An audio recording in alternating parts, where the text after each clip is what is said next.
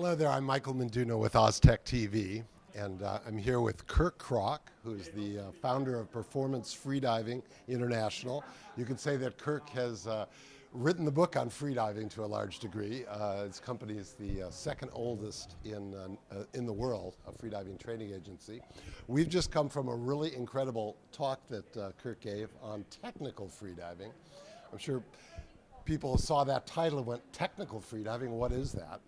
Well, if you think back, technical diving really was the emergence of mixed gas technology being used by sport divers to improve their safety and performance.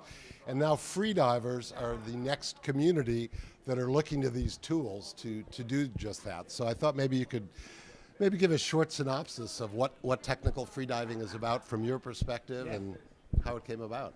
Yeah, Michael. So basically I define technical freediving as the use of enriched oxygen mixtures, or oxygen, to its advantages when the best tool is needed. And so some of the advantages that we're looking at would be reducing decompression stress, or decompression illness being one aspect. Certainly on free dives, we do absorb inert gases, not like a scuba diver or a technical diver would, but decompression sickness is a possibility for us.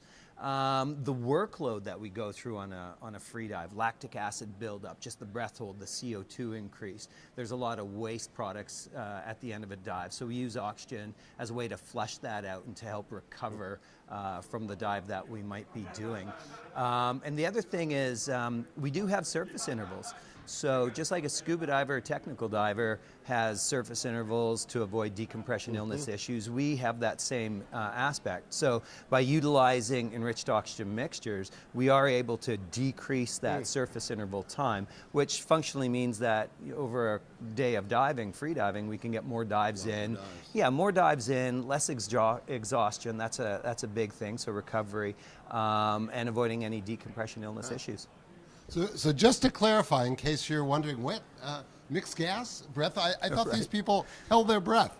So the idea is to use gas as a pre-breathe before you hold your breath, or after the dive to, as you said, to recover and wash out some of the inert gas and everything else. Absolutely. So there's two ways that we will use exactly like you said, and this is all done off scuba systems, but it's done at the surface.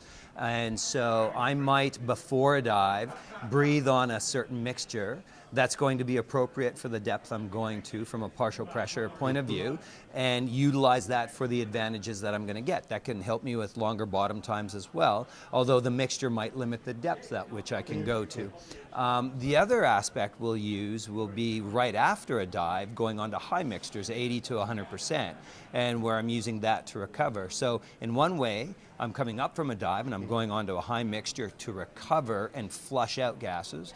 And then I might be actually even switching to a lower percentage gas, but still higher than air, that's appropriate for the depth I'm going to do, in which to help create a longer bottom time or some of the advantages that way.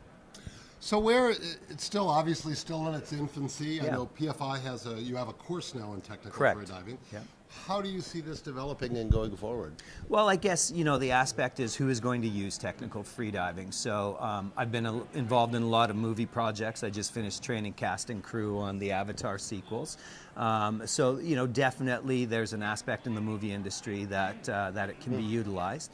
So people could get more, for a day of shooting, you could do a lot more dives because people were pre-breathing. Absolutely. Or you can make that breath hold that needs to be a certain duration. You can make that breath hold a lot more relaxed and easier, so actual acting can happen and not just surviving the breath hold is going on.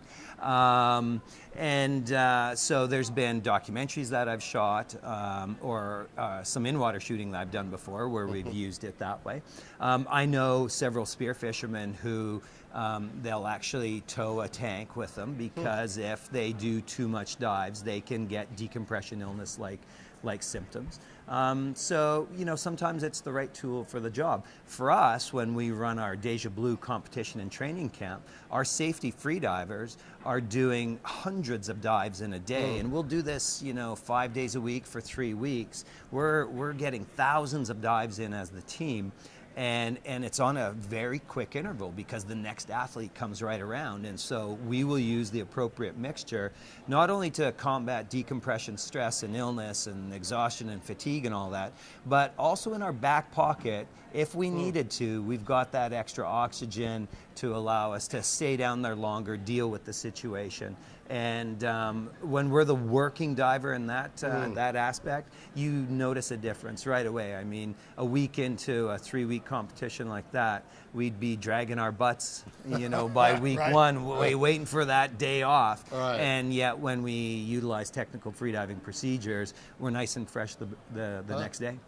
I've heard technical divers say very similar things about using rest on their dives. So you heard it here. We have a whole freediving program actually at OzTek this year, which is Kirk has been part of, and his wife Mandy Krack, a world record holder. So please come on down, check out our program. If you don't come, you're going to miss a lot of great stuff. So hope to see you here later today or maybe tomorrow. Thank you.